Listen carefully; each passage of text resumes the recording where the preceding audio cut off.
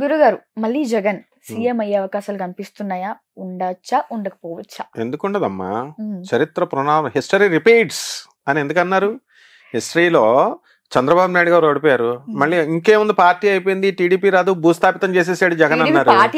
లేదన్నారు, భూస్థాపితం అన్నారు. వాళ్ళు కొడాలి నాని గారు, రోజా గారు, తర్వాత వల్లభనేని వంశీ, వీళ్ళంతా పేర్ని నాని, వీళ్ళంతా వాళ్ళ స్టైల్లో వాళ్ళు పార్టీ అయిపోయినట్టు చెప్పారు. మరి మళ్ళీ బాల్ తిరిగి రాలేదా? So there is every equal chance for Jagan again to come back and to conquer the par. రావడానికి అవకాశాలు ఉన్నాయి. It is not that easy, don't underestimate Jagan. ఎందుకనంటే జగన్కి వ్యతిరేకమైన వాళ్ళు చెప్పొచ్చు ఏంటి రాడు రాడు రాడు అని. ఈ వ్యతిరేకతలు చంద్రబాబు నాయుడు ఏమన్నా వీళ్ళకి చుట్టమా? జగన్ ఏమన్నా వీళ్ళకి చుట్టమా? ఆయన ఏమన్నా వీళ్ళకి పెట్టిన స్కీమ్లు ఆయన క్యాన్సిల్ చేశాడా? ఈయన పెట్టిన స్కీమ్లు ఆయన ఏమన్నా క్యాన్సిల్ చేశాడా? అయ్యే ఉండవు. గవర్నమెంట్ సిస్టమ్ కున్న పవర్ అది. ఐఏఎస్లు ఉన్నారు, ఐపీఎస్లు ఉన్నారు, ఎగ్జిక్యూటివ్ ఆఫీసర్లు, వీళ్ళు వాళ్ళు పరిపాలనలో అందరు ఆఫీసర్స్ ఉన్నారు. చిన్న సైజ్ అటెండర్ ను కూడా ఆఫీసర్ అంటాం మనం. అటెండర్ ఆఫీసర్ స్థాయి నుంచి ఒక ఐపీఎస్ ఆఫీసర్ వరకు, ఐఏఎస్ ఆఫీసర్ వరకు ప్రభుత్వ వ్యవస్థని పరిరక్షించుకుంటూ కాపాడుకుంటూ వస్తున్నారు. వీళ్ళంతా చేతకానోళ్ళ. ఈ సీఎంలు మాత్రమే చేస్తారా? వెళ్ళి సీఎంలు మినిస్టర్లు మాత్రమే ఏం చేయరు.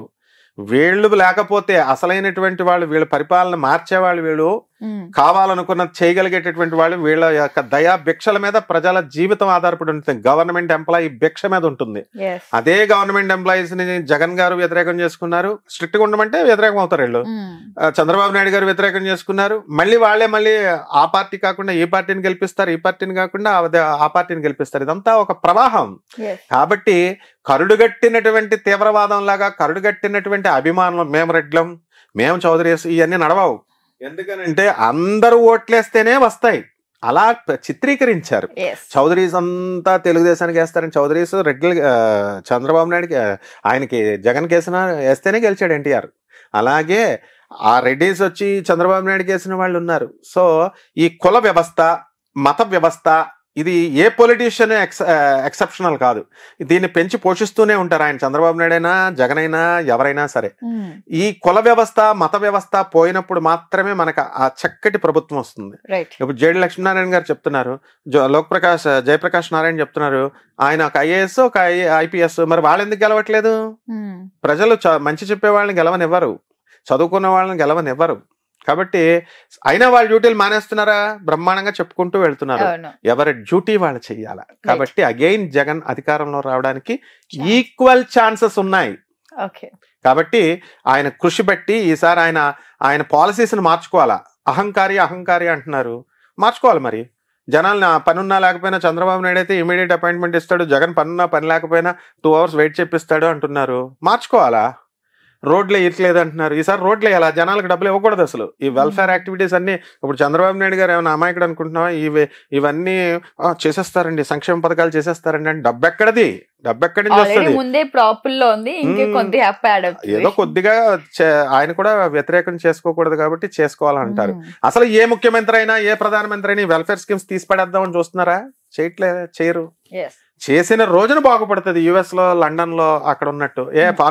ఫారిన్ కంట్రీస్ లో ఈ వెల్ఫేర్ స్కీమ్స్ ఉంటేనేనా? అంటే డబ్బులు ఇస్తున్నారు, నాయకుడు డబ్బులు ఇస్తున్నాడు, 2000, 5000, 3000, దానికి ప్రజలు ఓట్లు వేస్తున్నారు. 10% ఆఫ్ ద పీపుల్ నిజాయితీ చేసే వాళ్ళని వదిలేసాయి. వాళ్ళు వ్యాపారం లాగా పెట్టుబడులు పెడుతున్నారు, వీళ్ళు డబ్బులు తీసుకుంటున్నారు, వేస్తున్నారు. వీళ్ళకి ఎక్కడ అధికారం ఉంది? వాళ్ళు సీఎం అవ్వాలా, వీళ్ళ మినిస్టర్స్ అవ్వాలని లేనే లేదు. ప్రజలకు అడిగే అధికారము లేదు. అలాగే ప్రజలు నిర్లక్ష్యం చేసిన రోజున దింపేస్తారు. ప్రజలే పాలకులు అని చూపించారు. 2 ఎలక్షన్ల తెలంగాణలో కూడా చూపించారు, ఇక్కడ ఏపీలో.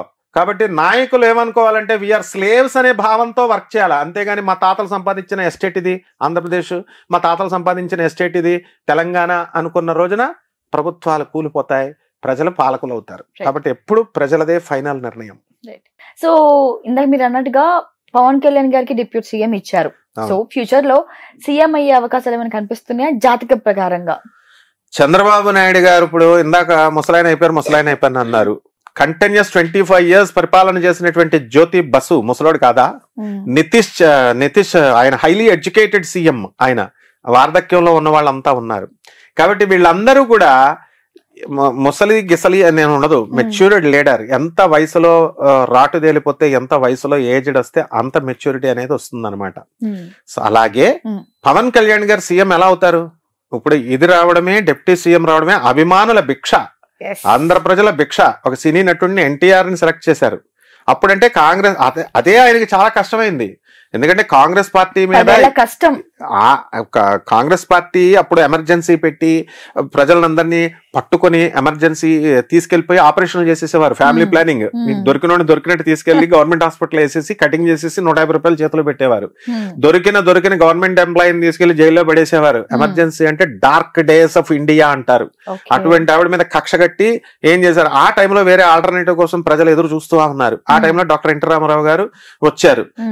ఆయన మీద ప్రేమ, ఆయనంటే ఆయన చిన్నోడా, ఇప్పుడు కాదు అది 3 తరాల నుంచి ఒక రాముడి పాత్ర, ఒక కృష్ణుడి పాత్ర, ఒక భీముడి పాత్ర, ఇలా రకరకాల మామూలు సాంఘికలలో ఒక 4 తరాల జనం, 3 తరాల జనం అందరికీ ఆయన సుపరిచితుడు కాబట్టి ఆయన మీద ప్రేమ, మన ఇంట్లో వాడు ఎంట్రీ వాడు అనుకుని అందరూ కలిసి వేశారు, ఆల్టర్నేటివ్ లేదని. అదే మరి చిరంజీవి గారి విషయంలో ఎందుకు రాలేదు, ఎందుకు వేసేయలేదు? అదే మరి పవన్ కళ్యాణ్ 10 సంవత్సరాల క్రితం ఎందుకు వేసేయలేదు? సినిమా వాళ్ళని తొందరగా నమ్మరు. ఆ కాలంలో ఎంజీఆర్ నమ్మారంటే అది వేరు.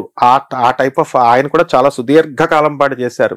అలాగే డాక్టర్ ఎన్టీ రామారావు ఆయన స్పెషల్ స్టైలే డిఫరెంట్. ఇప్పుడున్నటువంటి పవన్ కళ్యాణ్ గారికి సీఎం అయ్యే అవకాశాలు లేవు, ఫ్యూచర్ లో కూడా లేవు ప్రస్తుతానికైతే. అంటే దాని గురించి మళ్ళీ లాంగ్ రన్ అక్కల్లా. ఎందుకంటే చంద్రబాబు నాయుడు ఉన్నాడు, ఆయన చెబితేనే కదమ్మా పవన్ కళ్యాణ్ ఓట్లేసింది. జనం ఏమంటున్నారు, టీడీపీ సపోర్ట్ లేకుండా ఉత్తి జనసేనకి వేసారా? మరి జనం వేసారా? కానీ ఇక్కడ జనసేన వల్ల పవన్ కళ్యాణ్ వల్ల టీడీపీకి ఓట్లు వచ్చాయని కూడా చెప్పడం జరిగింది. ప్రజల నాలుకలు 2 రకాలు ఉంటాయి వీళ్ళు, అటైతే ఇటు, ఇటైతే అటు అంటారు. అభిమానులు, మెయిన్ పవన్ కళ్యాణ్ అభిమానులు ప్రశాంత్ కిషోర్ ని పక్కన పెట్టి ఆ స్ట్రాటజీతో మనం పిలిపించాం. ఏం మీరంతా ఐఐటీలో చదువుకోలేదా, ఎన్ఐటీలో చదువుకోలేదా, ఇంజనీరింగ్ చదవలేదా?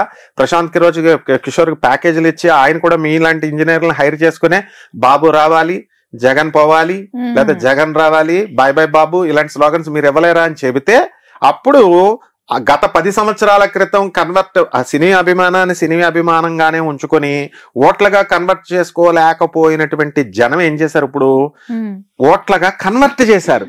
ఇది ఎప్పటికైనా ప్రజల అభిమానులు, పవన్ కళ్యాణ్ అభిమానుల గొప్పతనం అది. కాబట్టి ఇక్కడ ఏంటంటే చంద్రబాబు నాయుడు గారు వల్ల పవన్ వచ్చాడు, పవన్ వల్ల చంద్రబాబు నాయుడు వచ్చాడు. రెసిప్రొకేషన్. ఒకళ్ళు వన్ సైడ్ లవ్ ఉండకూడదు కదమ్మా, ఇద్దరు ప్రేమించుకోవాలి. ఈ కూటమి ఏర్పడింది కాబట్టి ఈ రోజు ఫస్ట్ అసలు కూటమి పెడితేనే వస్తారని చెప్పిందే మనం. 2 పార్టీలు వస్తే కుదరదు. చంద్రబాబు నాయుడు పవన్ వస్తున్నంత మాత్రాన్ని సరిపోదు, యూ హ్యావ్ టు బీజేపీని కూడా కలుపుకోవాలా అని చెప్పి అప్పుడు మాత్రమే వస్తుందని చెప్పాం. అలాగే వాళ్ళు అయ్యారు. ఎందుకంటే వాళ్ళ వెనకాల ఐఏఎస్లు ఉంటారు, ఐపీఎస్లు ఉంటారు, చదువుకునే వాళ్ళు ఉంటారు, మీలాంటి స్టూడెంట్స్ ఉంటారు. అండ్ చంద్రబాబు నాయుడు గారు కానీ పవన్ కళ్యాణ్, జగన్ అందరూ చదువుకున్నారు కాబట్టి వీళ్ళందరూ కూడా మెచ్యూర్డ్ మైండ్స్. వాళ్ళ పిల్లలు చదువుకోలేదా? ఉపాసనారెడ్డి నా శిష్యురాలే చదువుకోలేదా? లేకపోతే ఈ బ్రాహ్మణి చదువుకోలేదా? వాళ్ళ ఐడియాస్ మనకులాగే ఉంటాయి కదా, ప్రజలే కాదు. కాబట్టి ఖచ్చితంగా పవన్ కళ్యాణ్ గారికి టఫ్ కాంపిటీషన్. ఎందుకంటే జగన్ అప్పుడే అయిపోలేదు, మళ్ళీ లేస్తారు ప్రజలకంతా డెఫినెట్ గా. ఇప్పుడు పులి ఏం చేస్తుంది, 2 అడుగులు వెనక్కేస్తే మళ్ళీ ముందుకెళ్తుంది. అలా ఇదే ప్రజలు మారతారు. మారకపోవచ్చు, వదిలేసే. లేకపోతే పవన్ కళ్యాణ్ మీద ఇప్పుడు గవర్నమెంట్ లో ఉన్న వాళ్ళ మీద వ్యతిరేకత అనేది కంపల్సరీ 5 సంవత్సరాలు వస్తుంది. మరి నాకు కావాలి జగన్ అని మీద పెట్టుకున్నారు, 5 సంవత్సరాలు దించేశారు. అలాగే ఉండాలని ప్రజల నిర్ణయాలు ఇప్పుడు సేమ్ ఉండవు. బాగా పరిపాలన చేస్తే అవుతాయి, బాగా పరిపాలన చేస్తే కంటిన్యూ చేయొచ్చు. మరి లోకేష్ ఏమైపోతాడు పవన్ కళ్యాణ్ గారికి ఇస్తే? మరి జూనియర్ ఎన్టీఆర్ కాసు కూర్చున్నాడు, ఆయన నేను సీఎం అవ్వాలని ప్రతి ఒక్కరికి ఆశ ఉంటుంది. ఆయన వేరేగా పార్టీ పెట్టుకుని వస్తారు.